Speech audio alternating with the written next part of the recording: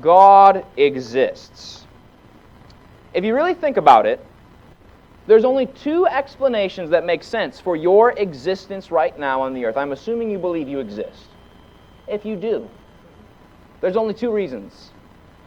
Number one, either the physical universe that we live in has always existed, or number two, a non-physical entity, namely a spiritual one, has created the physical world.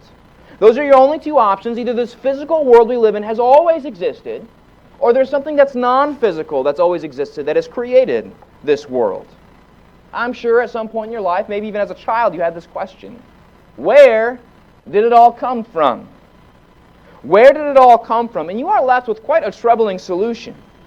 You know, we live in a world of cause and effect. Everything's got a cause and effect. Guess what? Because you exist, there is something that did not have a cause. It's impossible.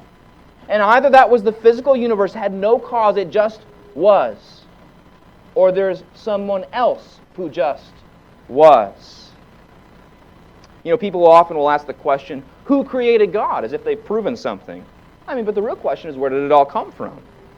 I've been out before talking with folks about God. I remember one time I was on SMU campus and I was talking to this student, and I kind of got to that question. I said, where did the Big Bang come from? And he just was like, you could see it on his face. He had never thought about that before. Where did it all come from? You see, the weight of that question.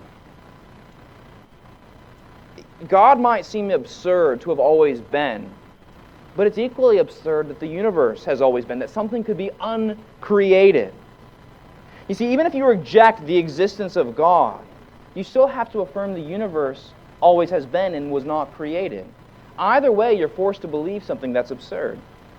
And the problem with believing that our own universe has always existed is that we can look to a point in time that we call the Big Bang, from which the universe seems to be expanding across the universe. And as it expands, not only this, we observe that the universe loses heat and energy.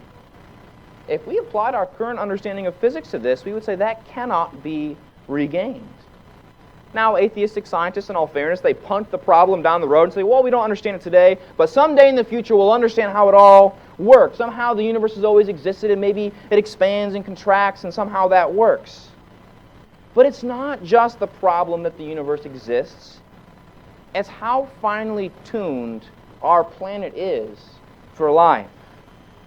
You know, we live in a day and age where there's intense concerns about the sustainability of life on our planet. But one point that we seem to be missing is how amazing it is that we have a planet that can give forth life in the first place. Why is our planet so conducive to life? And such varied forms of life, from the insects to the fish on the coral reef. I mean, natural selection alone cannot explain the great diversity and complexity of life that we have on this planet. Why such variety? After all, if we're just part of this eternal universe, why would the universe create forms like us, humans? Is the universe just trying to understand and appreciate itself? I mean, think about how weird we are. We are beings, if we're just random beings that exist on an earth that make music to the applause of other beings on this blue rock in the middle of the vast ocean of space and time. How bizarre is our existence? You know, I sort of chuckle as I think about the irony of atheistic humans saving the planet. Why do you want to save the planet? Who gave you such a burden?